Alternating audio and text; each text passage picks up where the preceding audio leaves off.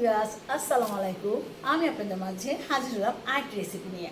এতদিন তো মাছ মাংস অনেক রেসিপি নিয়ে কাজ করলাম। এখন আমি একটা রেসিপি বানাচ্ছি, সেটা হচ্ছে সাজনা পাতার শাক।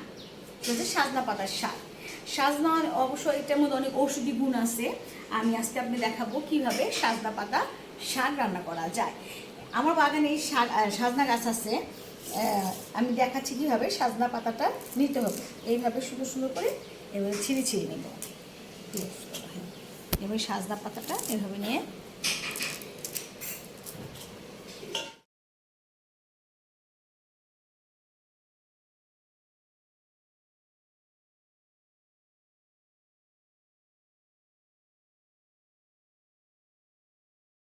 সাজনা শাকটা ধুয়ে পানি ঝরানো শেষ।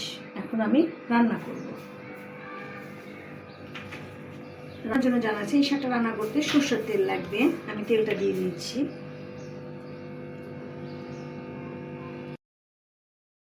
মরিচ 4-5টা,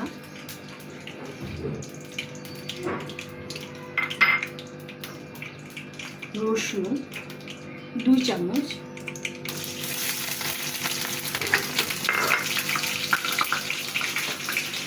পেঁয়াজ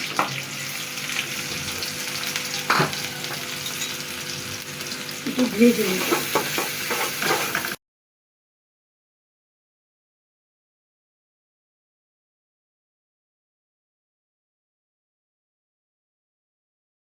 আন্দাজ মতো লবণ,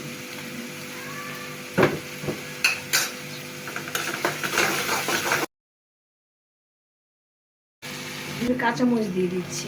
10-15টা কাঁচামরিচ দিয়ে দিচ্ছি। কেটে নিয়েছি, এটা দুই ভাগ করে নিয়েছি।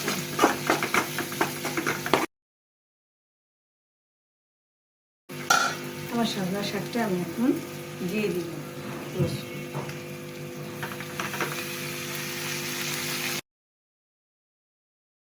শাকটা কেমন হয়েছে? আমি অবশ্য মাঝে একটু ঢাকনা উঠিয়ে নেড়ে দিয়েছি। জাস্ট পাট শাক যেভাবে রান্না করে ঠিক এইভাবে নেড়ে নেড়ে রান্না করতে হবে। আমার শাকটা হয়েছে। সবুজ শাক মানে সবুজ রঙের থাকতে থাকতে নামাতে হবে, কিন্তু লালটা ভাব হয়ে গেলে ভালো লাগবে না। আর আমার শাক এখন রান্না শেষ।